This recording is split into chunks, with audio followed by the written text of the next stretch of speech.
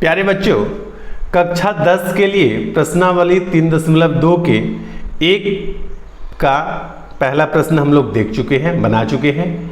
यदि आप लोगों में से कोई नहीं देख पाए हैं तो जाइए और पिछले वीडियो में जाकर के पहले प्रश्न को विस्तारपूर्ण हल देख लीजिए।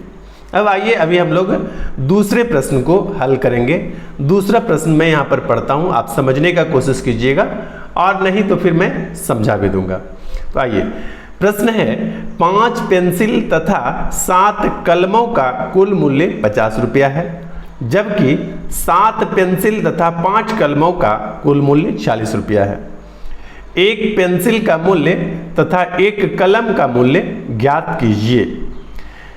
यदि आप नहीं समझे तो फिर से समझिएगा। लिखा हुआ है कि 5 पेंसिल और 7 कलम, यानी 5 पेंसिल और 7 कलम का टोटल मिला करके कितना रुपया लगा? 50 रुपया। और उसके बाद क्या हुआ कि 7 पेंसिल खरीदते हैं और 5 कलम यदि खरीद लेते हैं तो फिर कितना रुपया लग जाता है? 40 रुपया लग जाता है। तो आपको कलम का और पेंसिल का मूल्य अलग अलग बताना है। यहां पर पिछले प्रश्न की तरह हम लोग मानेंगे, क्या मानेंगे कि माना कि पेंसिल का कीमत, माना कि पेंसिल का कीमत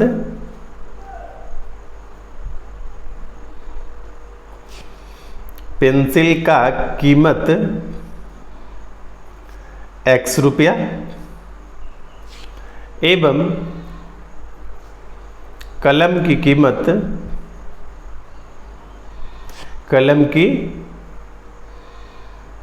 कीमत y रुपया है। अच्छा, यहां पर एक चीज और भी आप लिख सकते हैं, माना कि एक पेंसिल का कीमत, ठीक है, आप क्या लिखेंगे? एक पेंसिल की कीमत। और यहां पर भी लिखेंगे एक कलम की कीमत। कितने कलम की कीमत? एक कलम की कीमत। एक से अधिक कलम की कीमत नहीं है यहां पर। तो एक पेंसिल और एक कलम की कीमत हमने माना है। अब सोचिए, यदि एक पेंसिल की कीमत x रुपया है तो 5 पेंसिल का कीमत कितना हो जाएगा? जैसे एक पीस खरीदे आप x रुपया में, 2 पीस खरीदेंगे 2x रुपया में, 3 पीस खरीदेंगे 3x रुपया में, 4 पीस खरीदेंगे 4x रुपया में। यानी हम लोग क्या करते हैं, कीमत और उसके संख्या से गुना कर देते हैं। जैसे और एग्जांपल समझिए कि एक टॉफी आपने खरीदे 2 रुपये में, तो 2 टॉफी आप कितने रुपए में खरीदेंगे? तो 2 गुना 2 कर देंगे, 4 रुपये में। यदि पूछा जाए आपसे कि 3 टॉफी आप कितने रुपए में खरीदेंगे, तो 3 गुना 2 कर देंगे, 6 रुपये में। उसी प्रकार से यहाँ पर है कि 5 पेंसिल कितने में खरीदेगा? 5x रुपया में। और 7 पेंसिल कितना में खरीदेगा? 7x रुपया में। उसी प्रकार से एक कलम खरीदा y रुपया में, तो 5 कलम खरीदेगा आपका 5x रुपया में, और 7 कलम खरीदेगा 7y रुपया में। समझ गए? चलिए, ये समझ गए हैं तो इसको लिखना नहीं है, ये समझाने के लिए मैंने लिखा है।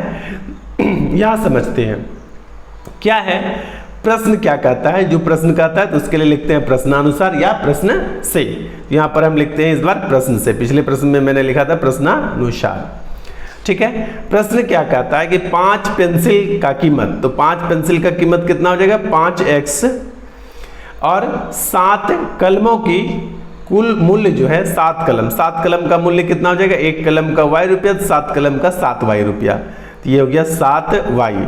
और इस दोनों को यदि मूल्य, 5 कलम का मूल्य 5x रुपया और 7 कलम का मूल्य 7y रुपया, दोनों को मिला देते हैं तो ये हो जाता है 50 रुपया, ठीक है। दोनों को मिला करके कितने में खरीदे थे?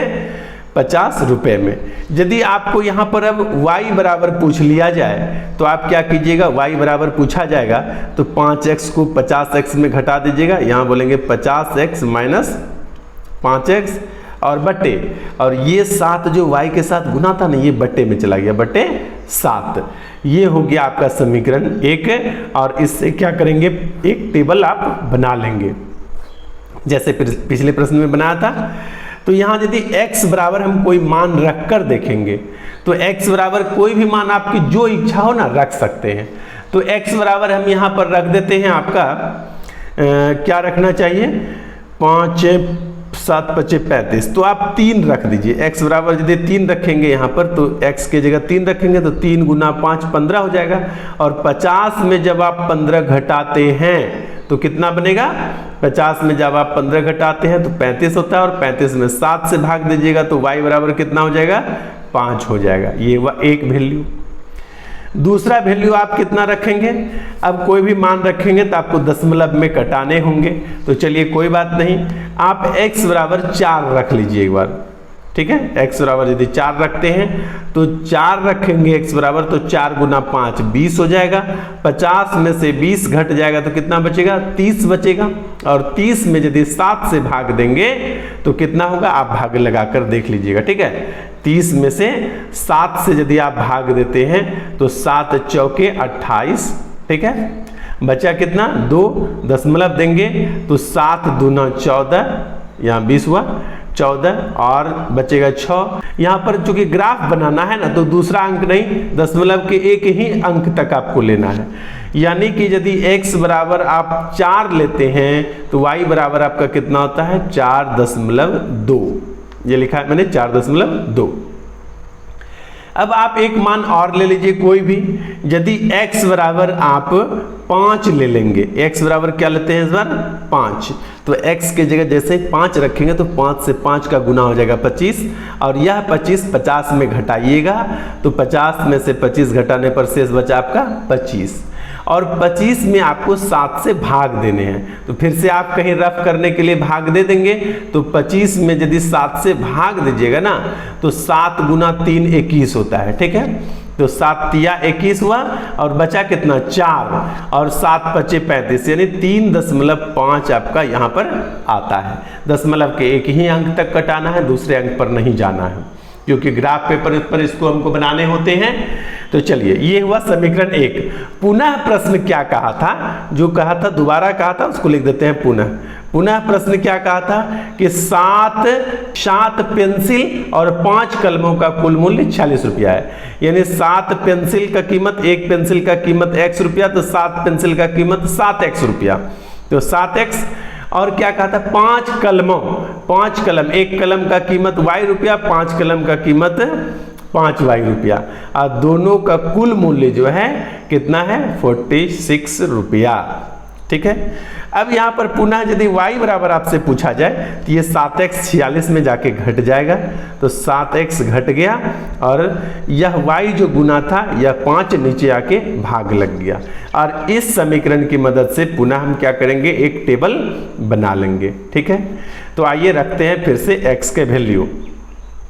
अब आप x का वैल्यू यदि आप 2 रख देते हैं, एक बार क्या करेंगे हम लोग x का वैल्यू 2 रख देंगे, तब y बराबर कितना होगा, तो जैसे ही x बराबर 2 रखेंगे तो 7 से गुना होकर के यह 14 हो जाएगा, और 46 में से यदि आप 14 घटाते हैं तो कितना हो जाएगा आपका 32 हो जाएगा। 46 में से 14 घटाएंगे तो कितना बचेगा 32, और 32 में से यदि आप 5 से भाग देंगे तो 32 में 5 से भाग देकर के इसी तरह से आप कहीं साइड में देख लिया कीजिए, तो कितना भाग देने के बाद क्या होगा 6 पंचे 30, 2 बचा, और 5 चौके 20, 6.4 आ जाएगा।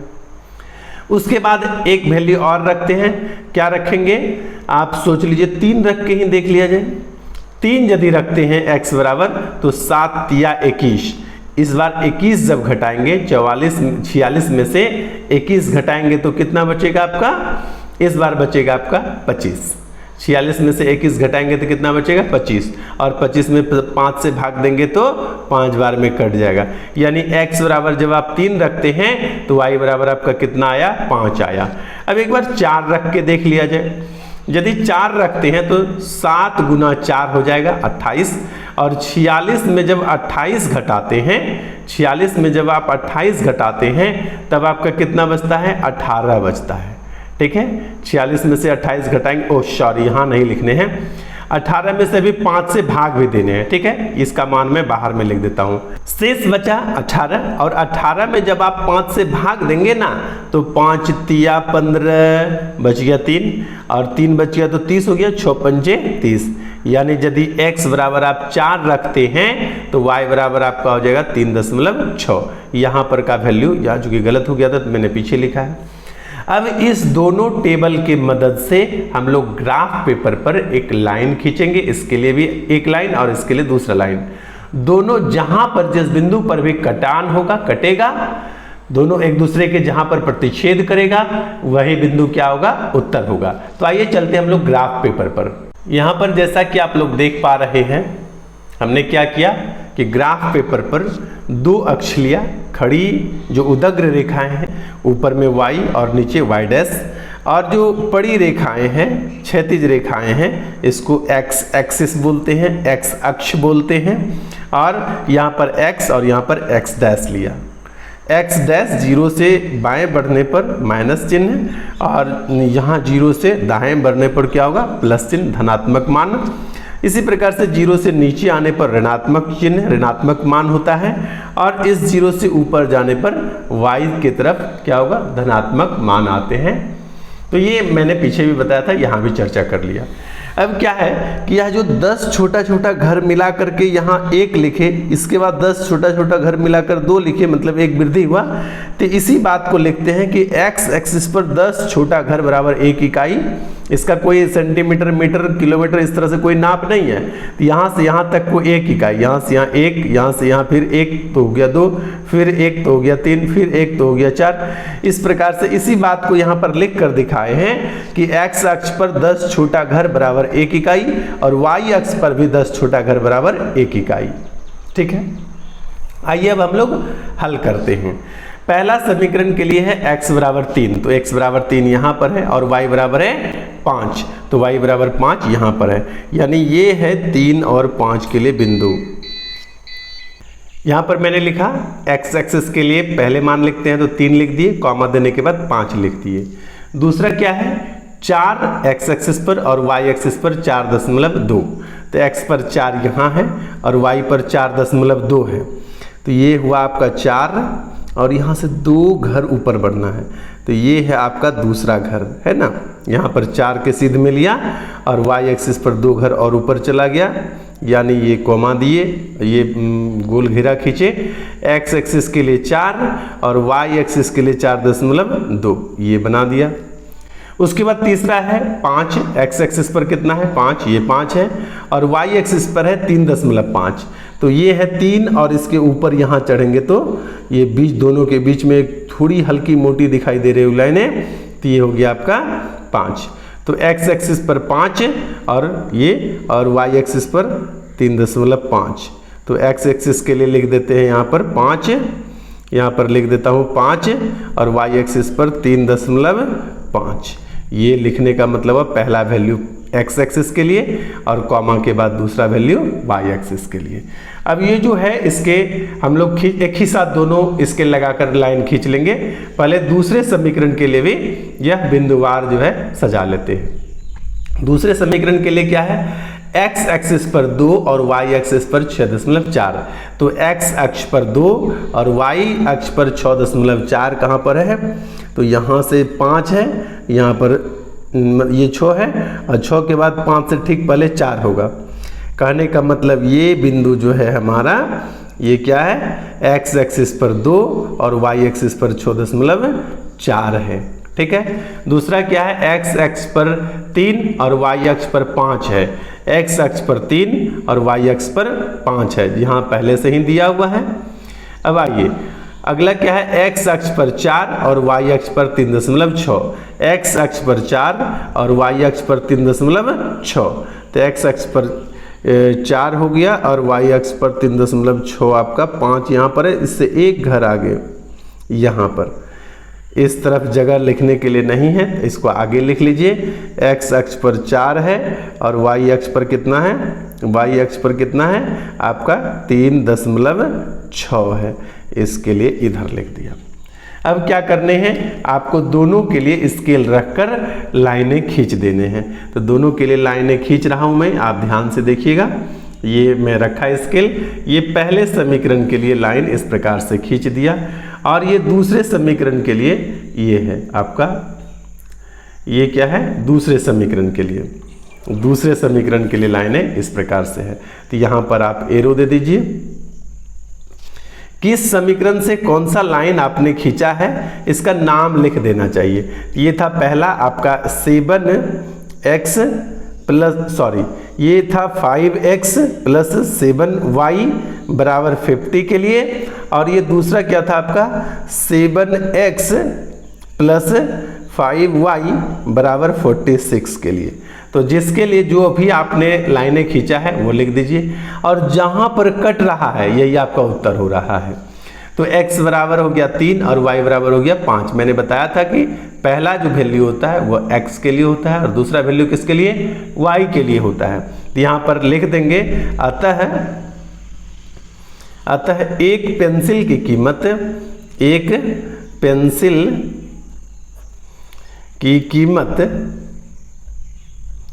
कितना रुपया है, x रुपया माने थे, और x बराबर आपने कितना आया है 3 रुपया। ठीक है, लिख देंगे 3 रुपया। एवं एक कलम की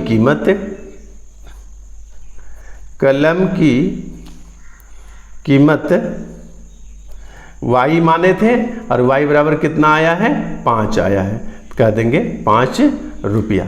तो इस प्रकार से यही क्या हुआ, आपका उत्तर हो गया।